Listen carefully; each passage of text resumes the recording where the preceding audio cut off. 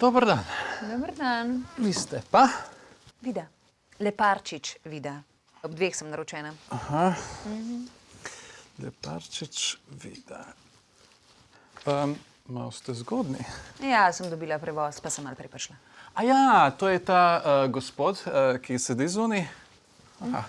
To je zelo pozitivno, tako da vas oče podpira. To je moj mož. Razumem. Se pravi, mož vas je pripeljal. A bi se mogoče on tudi nama pridružil? Ne. Pripeljal me je pa sam zato, da se je prepričal, da sem res prišla k vam. To se v bistvu sliši, kot da vam mož ne zaupa. Zakaj mislite, da je temu tako? Prepričan je, da sem ga prevarala. Pa ste ga? Ne? Prevarala, no. To je ena taka težka beseda, a ne? Ja, kako bi pa vi tam rekli? Mislim, če se malo dopisuješ po internetu, to pa še ni varanje, a ne? Mislim. Kaj pa je? Kaj pa je? Dopisovanje, a ne? Mislim, če je ženska cele dneve sama, bog ne dej, da bi imela kakšnega prijatelja, da bi se malo dopisovala, si je kakšno fotko poslala. Mislim, cele dneve sama obajt. Se pravi, cele dneve ste sami doma. Kje pa je vaš mož? A kje? Čistilni servis ima. No, saj tako sem se tudi spoznala, ker sem delala prek študenta. Pri njemu, no, mislim, začetka mi sploh ni bil všeč, niti malo. No, ampak so prijateljice rekle, da je dober človek, pa da bo poskrbel zame, pa da me bo imel rad, pa tako naprej, no, pa sem pa zanosila, pa sem se poročila, pa faks sem pustila, no, pa sem dobila pa Lukata, pa je bilo pa konc, pa je bilo pa vsega konc. Luka je pa vajin sin, predvidevam. Ja, Luka je moj sin, ja. 4 leta ni govoril, potem so mu pa diagnosticirali avtizem, ne, saj vem, da je to od cepljenja. Vsi pravijo, da ni, ampak je, ne. No, moj je pa takrat glih začel biznis širit, pa je še en čistilni servis kupil. No, pol je pa na terenu dol zelo trepadel, pa je bil na rehabilitaciji in sem bila cele dneve sama z Lukatom. In to je zelo težko, veste. Pa smo pa Lukata dali v zavod, zelo je srečen, fajn, se ima ful prijateljev, ima vsak mesec ga obiščem. Moj mož se pa odločil, da ne boš spal v spalnici, ampak v delovni sobi, ker ima tam kavč, ker ima bolj trd jogi ali kaj.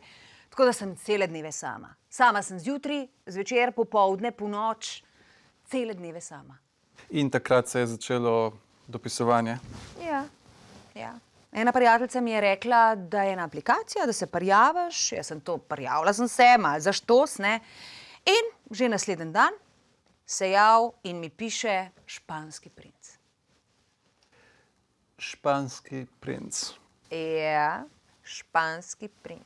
No, dobro, ni še španski princ, ampak tako je bilo. Med špansko državljansko vojno se je njegov rojstni list izgubil. Zdaj z odvetniki dokazuje, da je res španski princ. Njegova mama je bila služkinja na dvoru. Ne, saj veste, kako te stvari grejo, no, tako da je on potomec španskega kralja. Ne. Te postopki so zelo dragi, zelo dolgotrajni in jaz mu kdaj pa kdaj pomagam. Ste mu bili v čustveno oporo? Ja, čustveno oporo, ja, in tudi drugačno. Pač sem mu, par evrov sem mu nakazala, no, tako tudi moj mož zvedel, je bančne izpiske. Aha. Koliko ste mu pa nakazali? Ne vem, meni se ni zdelo veliko. Ne, tam 50, 60. 60 evrov res ni veliko. 60 000, ja. Ja, a vi veste, koliko so taki postopki, ja, za sodne stroške seveda, kako so dolgotrajni in dragi, ne? Ja. Pa še nekaj, obljubil mi je, da takoj, ko dokaže, da me bo povabil na španski dvor. Ja. Popolnemu neznancu ste nakazali 60 000 evrov. Kakšnemu popolnemu neznancu? On je španski princ. Mislim, a hočete fotko videti? Boste videli. Ona ni en kmet. Poglejte si, boste videli. Se vem, da mislite, da sem nora. Se tudi moj mož misli, da sem nora. Se mogoče sem nora. Ampak je bolj, da sem nora, kot pa da sem cele dneve sama doma v bajti. Prav. Bova kar zaključila s tem zdaj. Pa priporočam, da naslednjič mogoče pride tudi vaš mož zraven? Prav. Ja bom probala prepričati. Sam, prosim, ne me prosili, da mu pokažem fotko. Seveda. Zakaj pa? Zakaj pa? Ker če bo gotovo, da je črn, me bo ubil. Adijo. Ja, sem že konc.